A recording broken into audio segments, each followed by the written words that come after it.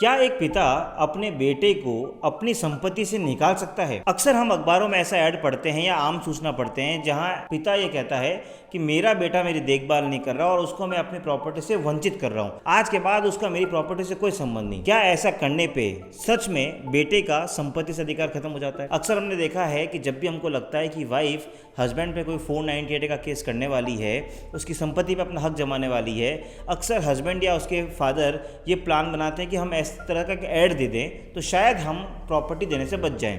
और कई बार रियल में फादर अपने बेटे से परेशान भी होते हैं तो इस तरह की आम सूचना छपवाते हैं। तो सवाल ये उठता है कि क्या ऐसा किया जा सकता है? तो आज हमने सोचा कि क्यों ना इस पर डेडिकेटेड वीडियो बनाएं और आपको जागरूक करें आपके अधिकारों से। आज हम बात करेंगे कि क्या पिता अपने बेटे को संपत्ति से वंचित कर सकता है, और अगर हाँ तो किस तरह की संपत्तियों से वंचित कर सकता है। पिता के क्या अधिकार हैं और पुत्र के क्या अधिकार हैं, इन सब बातों को जानने के लिए आपको वीडियो एंड तक देखना पड़ेगा। Welcome back to channel. मैं हूं आपका अपना वकील एडवोकेट नमन मनोज और आप मेरे साथ देख रहे हैं लीगल शॉर्ट्स।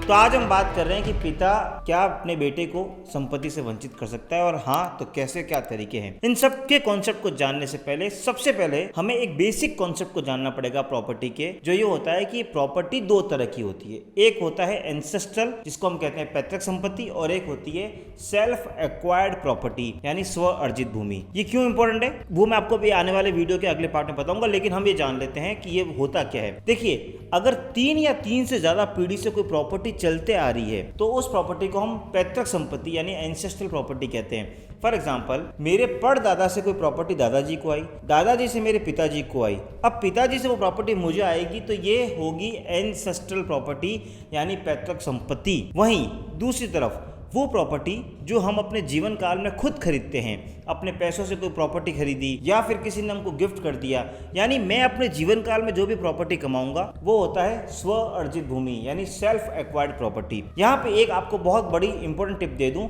कि अगर कोई एंसेस्ट्रल प्रॉपर्टी चलती आ रही है लेकिन उस प्रॉपर्टी के ट्रांजैक्शन में कहीं भी अगर मेरे परदादा, दादा या पिताजी उसमें वसीयत लिख दे या पार्टीशन डीड कर दे तो वो प्रॉपर्टी एंसेस्ट्रल से कन्वर्ट होकर सेल्फ एक्वायर्ड में आ जाती है। और यहीं से इस पूरे कॉन्सेप्ट को हम क्लियर कर सकते हैं। एंसेस्ट्रल प्रॉपर्टी में पिताजी अगर चाहें तो भी अपने बेटे को उस संपत्ति से वंचित नहीं कर सकते, क्योंकि हमारे यहाँ कानून में माना जाता है कि बच्चे का जन्म से उस प्रॉपर्टी पे हक होता है अगर वो एंसेस्ट्रल यानी पैतृक संपत्ति है तो।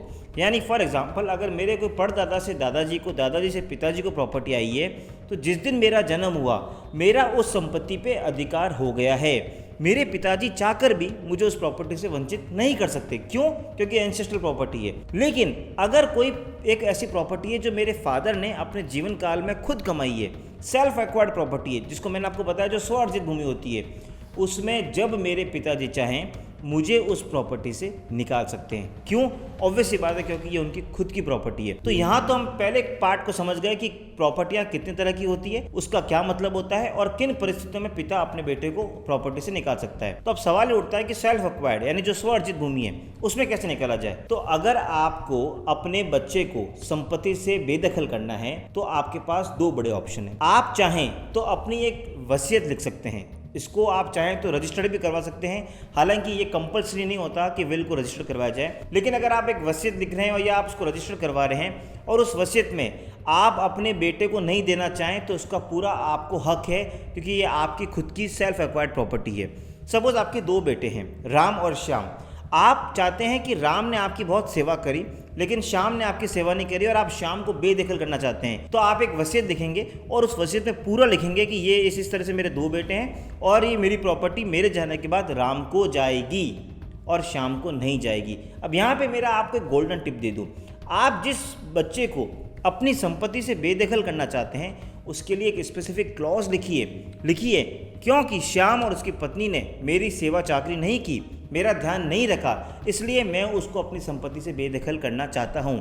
ऐसा करने से ये फ़ायदा है कि फ्यूचर में जब आप चले जाएंगे और कभी राम और श्याम आपके 2 बच्चों में जब झगड़ा होगा, उस वसीयत को लेकर अगर डाउट क्रिएट होगा तो कोर्ट को इंटरप्रेट करने में बहुत आसानी होगी, क्योंकि आप अपना इंटेंशन क्लियर कर चुके होंगे उस वसीयत में, उस क्लॉज से कि मुझे मेरे बेटे श्याम को नहीं देना। तो पहली बात तो हम समझ गए कि अगर हमें अपने बेटे को संपत्ति से बेदखल करना है तो इसके लिए हमें एक वसीयत लिखनी होगी। अब वसीयत का सबसे अच्छा पॉइंट तो ये है कि इसको कोई खर्चा नहीं होता, रजिस्ट्रेशन करानी जरूरी नहीं होती। लेकिन अब सवाल ये उठता है कि आपके जाने के बाद किसने क्या देखा है, तो फिर इमीडिएटली क्या किया जाए। अगर आप इमीडिएटली अपने बच्चे को संपत्ति से बेदखल करना चाहते हैं तो सबसे बेस्ट ऑप्शन होता है गिफ्ट डीड। अगेन, राम और श्याम आपकी सेवा नहीं कर रहा, आप अपनी प्रॉपर्टी को राम के नाम पे गिफ्ट कर दो, तो श्याम को आप उस प्रॉपर्टी से वंचित कर सकते हो। तो ये विल और गिफ्ट दो बड़े मेजर आपके पास इंस्ट्रूमेंट्स है जिसके थ्रू आप अपने बच्चे को संपत्ति से बेदखल कर सकते हैं। तो फिर अब यहाँ पे एक सवाल ये उठता है कि जो अखबारों में ऐड आते हैं उनसे क्या फ़र्क पड़ता है। देखिए, अखबारों में जो ये आम सूचना या नोटिस आता है, इससे कभी भी आपका अधिकार या आपका राइट खत्म नहीं हो सकता।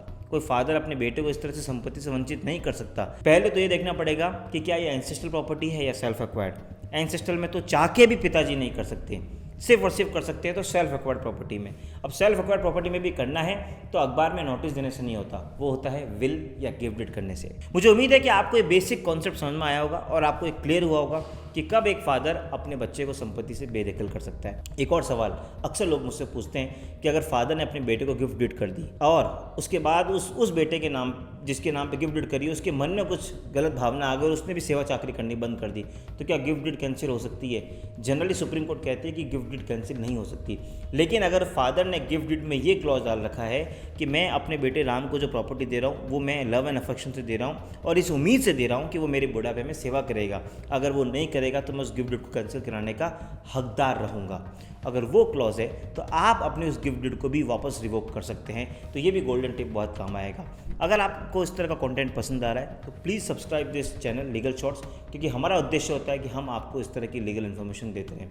मुझे उम्मीद है आपको ये आज का वीडियो बहुत पसंद आया होगा। मिलेंगे अगली बार इसी तरह के कोई इन्फॉर्मेटिव वीडियो के साथ, तब तक के लिए जय हिंद, जय भारत।